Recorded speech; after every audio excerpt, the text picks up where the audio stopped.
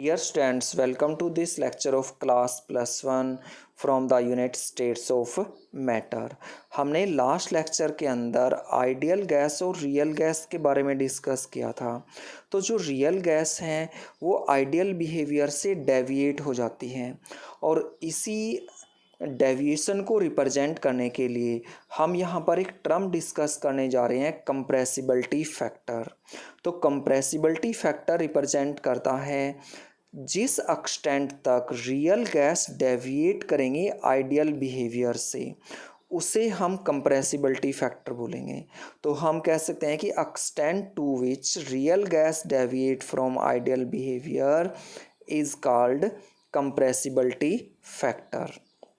देखो, ideal gas equation क्या है, PV बराबर है nRT। तो हमने यहाँ पर क्या किया, यहाँ पर रियल गैस ले ली, तब यहाँ पर एक कंप्रेसिबिलिटी फैक्टर हमें यहाँ पर लगाना पड़ा, क्योंकि जो रियल गैस हैं वो आइडियल गैस इक्वेशन को ओबे नहीं करती हैं। तो हम यहाँ से कंप्रेसिबिलिटी फैक्टर कैलकुलेट कर रहे हैं। Z किसके बराबर होगा, PV/nRT के बराबर होगा। देखो, अगर हम इस इक्वेशन के अंदर Z की वैल्यू 1 रख दें तो PV किसके बराबर हो जाएगा, nRT के बराबर हो जाएगा। और ये क्या है, आइडियल गैस इक्वेशन है। तो हम कह सकते हैं कि आइडियल गैसेस के लिए कंप्रेसिबिलिटी फैक्टर की वैल्यू 1 होती है।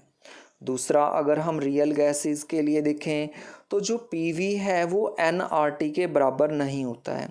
बराबर नहीं होता है इसका मतलब जो Z है वो 1 के बराबर नहीं होगा, या तो Z है वो 1 से कम होगा या Z है वो 1 से ज़्यादा होगा।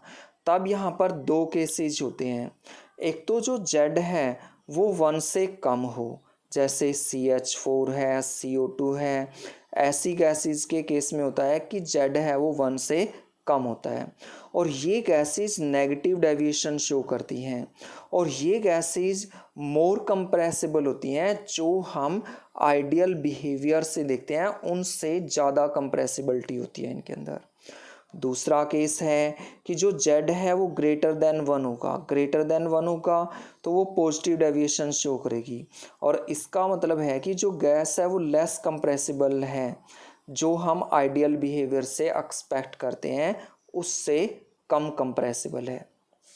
अब हम significance of compressibility factor discuss करने जा रहे हैं और जो कंप्रेसिबिलिटी फैक्टर है ये हमें पता चलता है इस डेरिवेशन से। तो हमने Z देखा कि Z किसके बराबर है, PV/nRT के बराबर है। तो हमने गैस रियल ले ली, इसलिए वॉल्यूम क्या हो जाएगा, V रियल हो जाएगा। और अगर गैस आइडियल बिहेवियर शो करे तो V क्या हो जाएगा, V आइडियल हो जाएगा। तो हम कह सकते हैं कि V आइडियल किसके बराबर है, nRT के बराबर है। और अगर हमने यहाँ से V आइडियल निकालना है तो P को उठा के बराबर से इधर ले जाएंगे, तब हम कह सकते हैं कि V आइडियल बराबर हो जाएगा nRT/P के।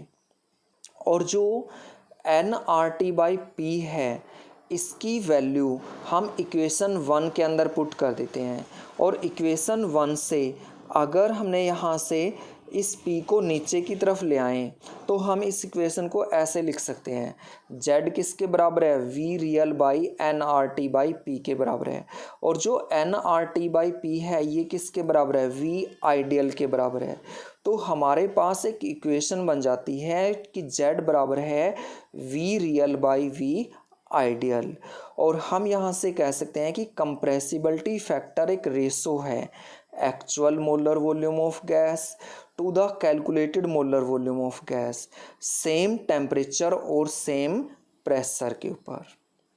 अब हम cause of deviation from ideal behaviour show करने जा रहे हैं कि जो रियल गैसेज हैं वो आइडियल बिहेवियर से डेविएशन क्यों शो करती हैं। तो जो डेरिवेशन है गैस लॉ की वो काइनेटिक थ्योरी ऑफ गैस के ऊपर बेस्ड है और जो काइनेटिक थ्योरी ऑफ गैस है इसके कई सारे पोस्टुलेट्स हैं और ये उन सभी पोस्टुलेट के ऊपर बेस्ड है।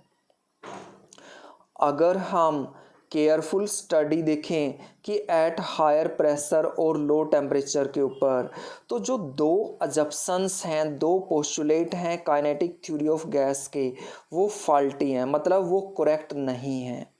एक तो पोस्टुलेट है कि जो वॉल्यूम ऑक्यूपाई किया जाएगा गैस मॉलिक्यूल के द्वारा वो नेग्लिजिबल होगा as compared to the total volume of gas. लेकिन हमें पता है कि गैस के मॉलिक्यूल का वॉल्यूम नेग्लिजिबल नहीं होता है। दूसरा, जो फोर्स ऑफ अट्रैक्शन या रिपल्सन है गैस मॉलिक्यूल के बीच में, वो भी नेग्लिजिबल होगी। और ये दोनों अजप्शंस ट्रू हैं अगर प्रेशर लो हो और टेम्परेचर हाई हो। अगर ये कंडीशन होगी तो जो डिस्टेंस होगा गैस मॉलिक्यूल के बीच में वो लार्ज होगा। अगर इसका ठीक उल्टा हो जाए, प्रेशर कैसा हो जाए, हाई हो जाए, और टेम्परेचर कैसा हो जाए, लो हो जाए, तो गैस मॉलिक्यूल एक दूसरे के क्लोज आ जाएंगे। और अगर एक दूसरे के क्लोज आ जाएंगे तो जो फोर्स ऑफ अट्रैक्शन या रिपल्सन है गैस मॉलिक्यूल के बीच में वो नेग्लिजिबल नहीं होगा। और जो वॉल्यूम ऑक्यूपाई किया जाएगा गैस मॉलिक्यूल के द्वारा वो भी नेग्लिजिबल नहीं होगा। अब हम equation of state for the real gas discuss करने जा रहे हैं। रियल गैसेज एक इक्वेशन को ओबे करती हैं और उसे हम इक्वेशन ऑफ स्टेट भी बोलते हैं। तो रियल गैसेज के बिहेवियर को एक्सप्लेन करने के लिए J.D. वंडरवाल ने 1873 के अंदर आइडियल गैस इक्वेशन को मॉडिफाई किया था। और मॉडिफाई किया था उसने कुछ करेक्शंस के बेस पर, एक तो वॉल्यूम ऑफ गैस मॉलिक्यूल के बेस पर और दूसरा force of attraction between the gas molecule. और उसके बेस पर उसने एक इक्वेशन दी थी। इक्वेशन क्या है, P + A/v² और V - B बराबर है RT के। और ये इक्वेशन है 1 मोल ऑफ गैस के लिए। अगर हम n मोल ऑफ गैस के ऊपर इस इक्वेशन को अप्लाई करें तब हम कह सकते हैं कि P + AN²/v² और V - NB बराबर है nRT के। और ये जो इक्वेशन है ये n मोल ऑफ गैसेस के लिए। हम यहाँ पर इस लेक्चर में इसकी डेरिवेशन डिस्कस नहीं करेंगे क्योंकि बहुत लेंथी डेरिवेशन है जो हायर क्लासेस के अंदर तुम स्टडी करोगे। अगर इस इक्वेशन में हम A और B को देखें तो A और B क्या हैं, कांस्टेंट हैं और इन्हें हम वंडरवाल कांस्टेंट बोलते हैं। P यहाँ पर प्रेशर को रिप्रेजेंट करता है, N यहाँ पर नंबर ऑफ मोल को रिप्रेजेंट करता है, V यहाँ पर वॉल्यूम को रिप्रेजेंट करता है, R गैस कांस्टेंट को रिप्रेजेंट करता है और T टेम्परेचर को रिप्रेजेंट करता है। और A और B कांस्टेंट हैं। जो वैल्यू है इन कांस्टेंट की वो डिपेंड करती है नेचर ऑफ गैस के ऊपर। अब हम इन कांस्टेंट का सिग्निफिकेंस ले लेते हैं। तो सबसे पहले है वंडरवाल कांस्टेंट A। जो वंडरवाल कांस्टेंट A है इसकी वैल्यू हमें बताती है magnitude of attractive force among the molecule of gas, कि जो मॉलिक्यूल्स हैं उनके बीच में अट्रैक्टिव फोर्स कितना है। जितना ज़्यादा वैल्यू होगी ए की उतना ही ज़्यादा इंटरमोलिकुलर फोर्स ऑफ अट्रैक्शन होगा। दूसरा वंडरवाल कांस्टेंट बी है, ये हमें बताता है effective size of gas molecule और इसकी वैल्यू इक्वल होती है 4 time the actual volume of gas molecule, कि जो गैस मॉलिक्यूल का एक वॉल्यूम है उसका 4 टाइम, और 4 टाइम है इसलिए हम इस वॉल्यूम को एक्सक्लूडेड वॉल्यूम और को वॉल्यूम भी बोलते हैं। अब हम यूनिट ऑफ वंडरवाल कांस्टेंट के बारे में डिस्कस करने जा रहे हैं। तो सबसे पहले यूनिट ऑफ ए देख रहे हैं हम। तो P किसके बराबर है, AN²/V के बराबर है और हमने यहाँ पर यूनिट A की कैलकुलेट करनी है, इसलिए N²/V को उठा के बराबर से इधर ले आएंगे हम। तब कह सकते हैं कि A किसके बराबर है, PV²/N²।